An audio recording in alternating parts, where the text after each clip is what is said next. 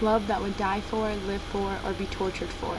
As long as the roots of their soul and the last beat of their heart flourished with the abounding love that flowed throughout their veins for one another. This existed in the story of Antigone. This love was not just a love that was desired by lust and the yearning for a firstborn son to carry your name. Haman, son of the king, was in love, and son to soon be mourning for a love. The same love that lacked the restriction to his tongue and ensured a quick death by his own hand. Creon, king of Thesbis, defined the natural order of the gods, and after being advised by the blind seer, he soon witnessed the destruction he had made in his kingdom. Make no mistake, he would soon realize the blindness of his heart that had on his morality, and the shattering inside his heart would be the result.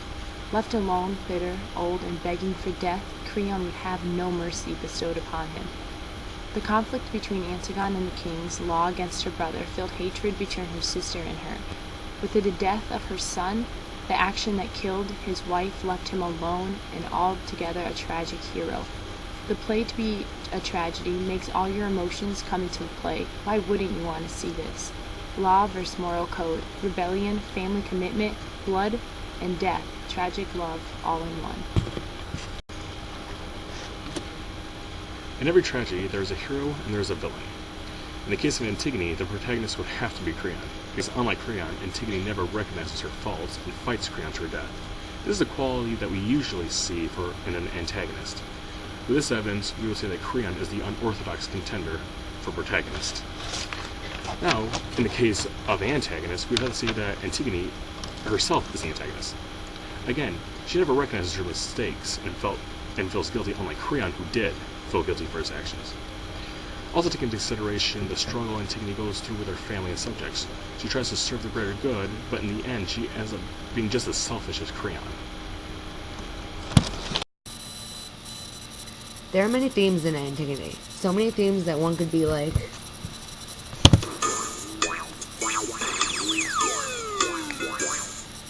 I'm going to talk about 3 major themes that I saw in the play Antigone, but I'm sure when you read it, you can find many of your own.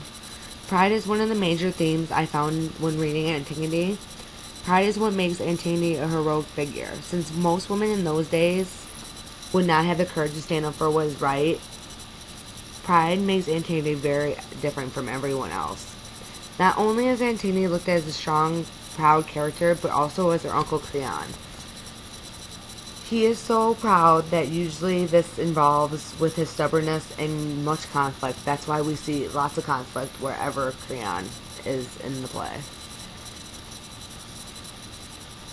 Pride is also which causes everything to fall. It happens to Creon, Antigone, and it even happened to her own father, Oedipus Rex.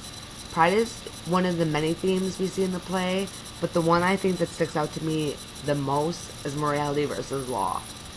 Antigone follows her moral rights, which is to bury her brother in order to respect him, which is the right thing to do in Antigone's eyes and most everyone's eyes.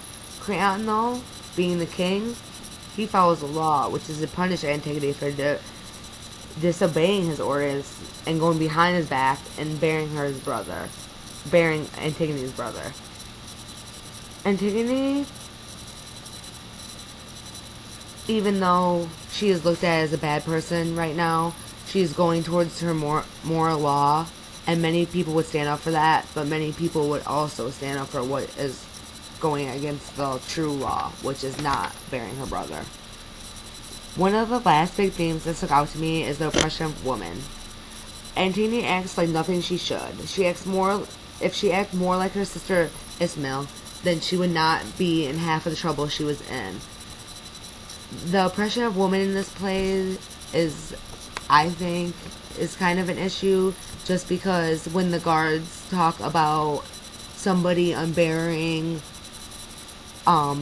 Polynesius, they refer to it being most likely a gentleman. They never refer to it being a lady. And that's why you would see much of oppression in this play. That is just one of the places you can see women being oppressed, but there's many, many more examples throughout the play.